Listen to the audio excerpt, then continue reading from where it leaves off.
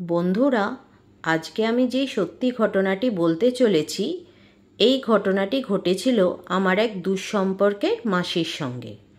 তো চলুন ঘটনাটি শুরু করা যাক। এম স্পিরিচুয়াল ওয়ার্ল্ডে সবাইকে স্বাগত। আমার যে মাসি ছিলেন, যখন তার জীবনে এই ঘটনাটা ঘটেছিল তখন তিনি কলেজে পড়তেন। তো একদিন মাসির বাবা অর্থাৎ আমার দাদুর শরীরটা খুবই খারাপ হলো। তা কলকাতায় ট্রিটমেন্ট তো চলছেই। তো তখন ডাক্তারবাবু বললেন যে একটু অন্য কোথাও নিয়ে যান, হাওয়া জল বদল হলে হয়তো শরীরটা ভালো হয়ে যাবে। তো মাসি দাদু আর দিদাকে নিয়ে গেল দেওঘরে। এই ঘটনাটি যে বলছি আজকে, এটা অনেক বছর আগেকার ঘটনা। তো তখনকার দিনে বেশিরভাগ লোকই দেওঘরে যেত হাওয়া বদল করার জন্য। তো যেমন ভাবা তেমনি কাজ, মাসি দাদু দিদাকে নিয়ে দেওঘরে গেল। দেওঘরে ওরা একটা বাড়ি ভাড়া নিল যেখানে ওরা থাকবে। তো বাড়িটার বর্ণনা একটু দিই। বাড়িটা ছিল একটা একতলা বাড়ি, কিন্তু তার চারপাশে প্রচুর বাগান ছিল। মানে ওখানে অনেক রকমের ফলের গাছ ছিল, ফুলের গাছ ছিল। খুব সুন্দর বাড়িটা। আর একটা কেয়ারটেকার ছিল, কিন্তু কেয়ারটেকার ভদ্রলোকটি কী করতেন, উনি সারাদিন থাকতেন, কিন্তু সন্ধ্যের পরে উনি কিন্তু বাড়ি চলে যেতেন, ওই বাড়িটায় আর থাকতেন না। খুব ভালো কথা গেল। প্রথম কয়েকদিন খুব ভালোভাবে কাটলো। একদিন দুপুরবেলায় মাসি দাদু আর দিদা তিনজনে খেতে বসেছে। খাওয়া যখন প্রায় শেষ হতে চলেছে, তখন একটা ঝুপ করে আওয়াজ পেল বাইরে থেকে। মাসি তখনই আর কি বাইরে গিয়ে দেখলো যে কেউ কোথায় আছে নাকি, কিন্তু কাউকে দেখতে পেল না। তখন দিদা বলছে যে কেউ যদি ঢুকতো, কোনো পাড়ার বাচ্চা ছেলেরাও যদি ঢুকতো, তাহলে তাদের গেট খুলতে হতো, তাহলে গেটের একটা আওয়াজ পাওয়া যেত। কিন্তু এখানে তো গেটের আওয়াজ পাওয়া যায়নি। যাই হোক, কাউকে দেখতে পাইনি, তো মাসি ভেতরে চলে এসেছে। তো সেদিনকের মতো হয়ে গেল। পরের দিন দুপুরবেলাতেও যখন খেয়ে উঠছে, তখন আবার সেই ঝুপ করে আওয়াজ। আর ঝুপ করে আওয়াজটা যেখানে হচ্ছে সেখানে একটা কাঁঠাল গাছ ছিল। তো কাউকে সেদিনকেও দেখতে পেল না, একটু অবাকই হলো। যাই হোক, আবার সব ভুলে গেল। তো রাতের বেলায় যখন মাসি শুয়েছে, তখন মাসির মনে হলো বারান্দায় কেউ হাঁটাচলা করছে। তো মাসি উঠে গিয়ে দেখতে গেল, কিন্তু দেখলো কেউ নাই। তখন ভাবলো হয়তো মনের ভুল। তো মাসি আর এই কথাটা দিদাকে বলেনি। পরের দিন রাতের বেলায় হঠাৎ করে দরজায় নক হয়েছে। তখন উঠে গিয়ে দেখে মাসি যে দিদা।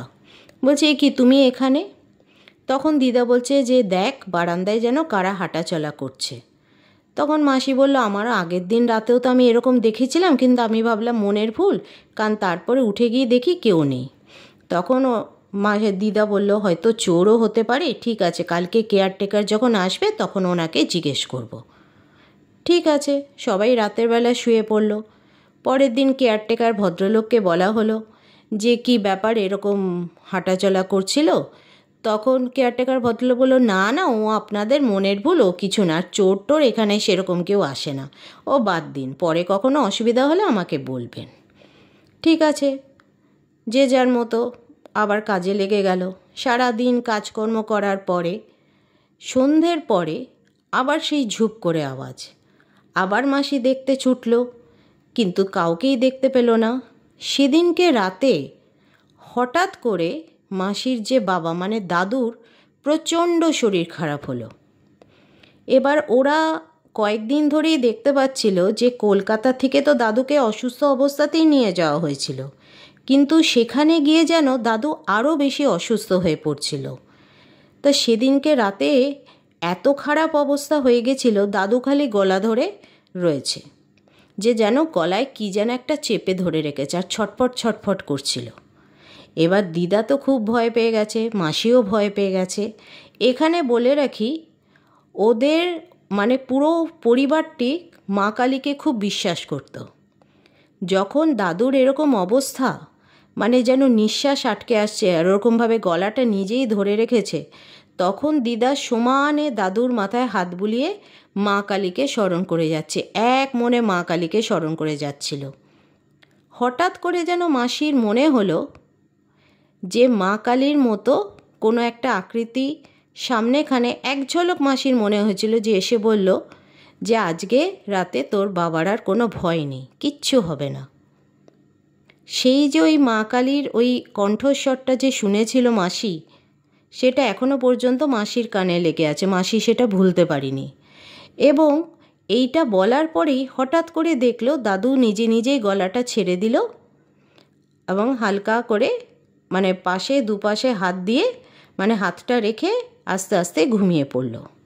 কিন্তু সেদিনকে রাতের ওই দৃশ্য দেখে মাসি আর দিদা কোনো রকমের রিস্ক নেয়নি। পরের দিন সকালে কেয়ারটেকারকে বলল ওদের ব্যবস্থা করে দিতে, ওরা কলকাতায় ফিরবে। এবার কলকাতায় তো দাদুকেই নিয়ে আসা হলো।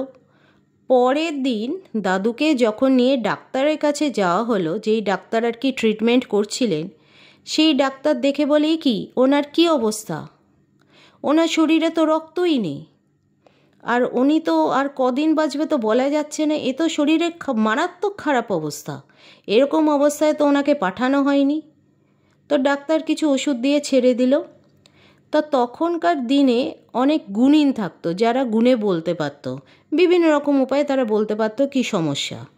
তো সেরকমই একজন গুণিন ভদ্রলোকের তখনকার দিনে খুব নাম ছিল। তো তখন মাসি দিদা সবাই গেছে আর কি দাদুর কথা জিজ্ঞেস করতে। তখন ওই গুণিন ভদ্রলোক বললেন যে তোমার বাবাকে তো আর বাঁচানো যাবে না, তোমার বাবার শরীরে কিন্তু আর রক্ত নেই, সব শুষে নিয়েছে। তখন বললো সেটা কি করে সম্ভব? বললো তোমরা যেই বাড়িটায় উঠেছিলে সেই বাড়ির যে মালিক ছিল, সেই মালিক যে মারা গেছিল যেই রোগটায়, তার তখন কিন্তু শরীরে রক্ত ছিল না এবং সে ফুলে ফুলে সারা শরীর ফুলে রক্তহীনতায় কিন্তু সে মারা গেছে। শুধু তাই না, ওই বাড়িতে যারা যারা ওখানে গেছে আর কি রোগ সারানোর জন্য, তারা কিন্তু কেউ বেঁচে ফেরেনি। তোমরা যেহেতু মা কালীর ভক্ত, মা কালী তোমাদের সহায়, তাই কিন্তু তোমরা বাবাকে ঠিকঠাক ওখান থেকে বার করে আনতে পেরেছো, কিন্তু আমার হাতেও কিন্তু কিছু করার নেই, এ কিন্তু আর বাঁচবে না। মানে ওরা সমস্ত রক্ত শুষে নিয়েছিল। এই কথা শুনে বাড়িতে ফিরে এলো। ঠিক কয়েকদিন পরেই দাদু মারা গেল। আর একটা কথা, সেটা হলো যে ওখানে যে ঝুপ করে আওয়াজটা শুনেছিল, সেটা তো যেই ভদ্রলোক মারা গেছিলেন ওনারই ওখানে আত্মাটা আর কি ঘোরাফেরা করতো। শুধু তাই না, ওখানে যারা গিয়ে রোগ সারানোর জন্য গেছিল, যারা ফেরেনি, তাদের আত্মাও কিন্তু ওখানে ছিল। আর ওই যে 3-4টে করে মানে ছায়ামূর্তি যে দেখছিল যে বারান্দায় হাঁটাচলা করছে, সবই ওনাদেরই আত্মা ছিল। তো আজকের এই সত্যি ঘটনাটা এই পর্যন্ত। যদি আপনাদের ঘটনাটি ভালো লেগে থাকে তাহলে চ্যানেলটা সাবস্ক্রাইব করবেন, লাইক করবেন আর বন্ধু ও বাড়ির লোকেদের ভিতরে শেয়ার করে দেবেন। সুস্থ থাকবেন, ভালো থাকবেন।